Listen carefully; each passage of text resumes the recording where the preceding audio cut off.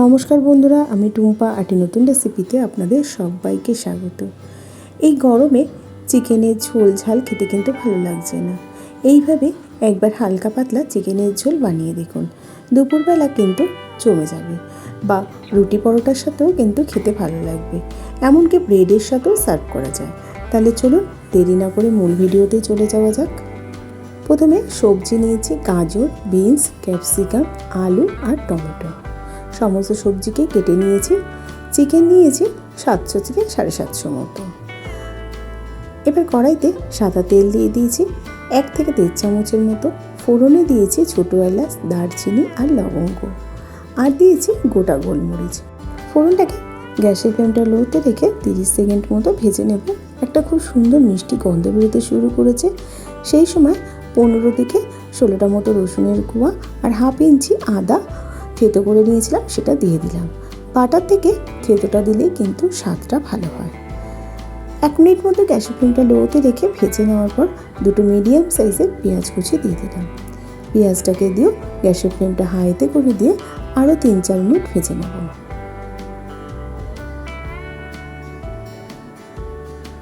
3-4 minute ভেজে নেওয়ার পর চিকেনটা এর মধ্যে দিয়ে দেবো। চিকেনটাকে দিয়ে গ্যাসের ফ্লেমটা হাইতে রেখে দিয়ে 4-5 মিনিট নাড়াচাড়া করে নেব।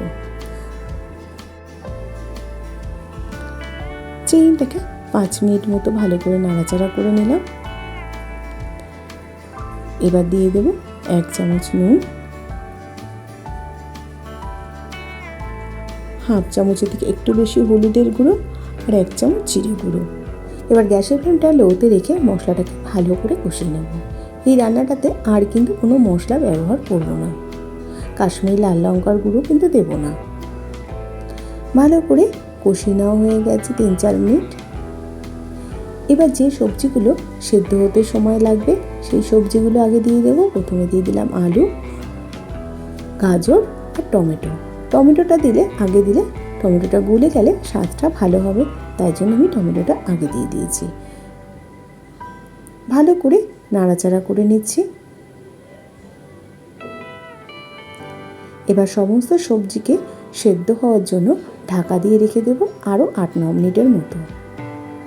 8-9 মিনিট পর ঢাকাটা খুলে নিলাম। দেখুন চিকেনের যে জলটা বেরিয়েছে তাতেই কিন্তু সমস্ত কিছু সেদ্ধ হয়ে যাবে। এই রান্নাটাতে এই সময় আলাদা করে আর জল দেওয়ার কোনো প্রয়োজন নেই। এবারে দিয়ে দেবো বিনস আর ক্যাপসিকামটা। বিনস আর ক্যাপসিকামটাকে দিয়েও গ্যাসের ফ্লেমটা মিডিয়ামে রেখে আরও 2-3 মিনিট নাড়াচাড়া করে নেব। 2-3 মিনিট নাড়াচাড়া করার পর আবার ঢাকা চাপা দিয়ে দেবো 4-5 মিনিটের জন্য। 4-5 মিনিট পর ঢাকাটা খুলে নিলাম। আবারও সমস্ত কিছুকে ভালো করে নাড়াচাড়া করে নেব। এইভাবে চিকেনটা রান্না করলে বাচ্চারা কিন্তু খুব একটা সবজি খেতে চায় না। এইভাবে রান্না করলে বাচ্চাদের কিন্তু সবজিটাও খেতে ভালো লাগবে। ভালো করে নাড়াচাড়া করে নেওয়ার পরে এবার গ্রেভির জন্য আমি জল দিয়ে দিচ্ছি। পরিমাণ মতো জল দিয়ে দিলাম।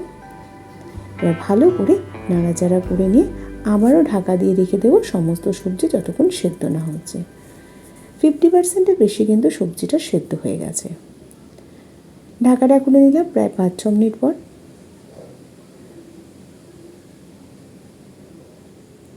সমস্ত সবজি কিন্তু সেদ্ধ হয়ে গেছে। আমি চেক করে নিয়েছি, সমস্ত সবজি কিন্তু আমার সেদ্ধ হয়ে গেছে। 1 কাপ মতো ফুটন্ত গরম দুধ নিয়েছি। বাটার দিয়ে দিলাম ওর মধ্যে কিছুটা, আর দিয়ে দিলাম 1 চামচ ময়দা। বাটার আর ময়দাটাকে ভালো করে মিশিয়ে নেব।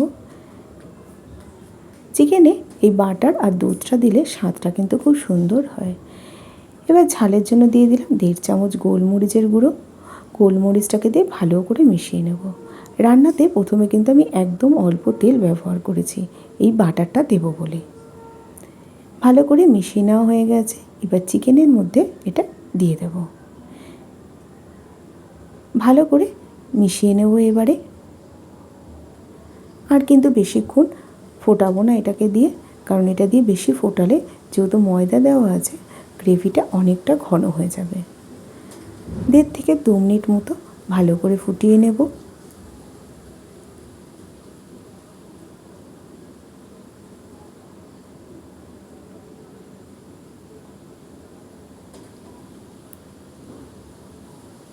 রান্নাটা হয়ে গেছে। এবার গ্যাসের ফ্লেমটা আমি বন্ধ করে দেবো। এবার চিকেনটাকে আমি সার্ভ করে দিচ্ছি। এই গরমে তপ্ত দুপুরবেলা একবার এইভাবে চিকেনের ঝোল বানানোর অনুরোধ রইল। খেতে কিন্তু দুর্দান্ত লাগে। তাহলে আজকে এই পর্যন্ত। আবার হাজির হয়ে যাব নতুন কোনো রেসিপির সাথে। ভালো থাকবেন, সুস্থ থাকবেন। ধন্যবাদ।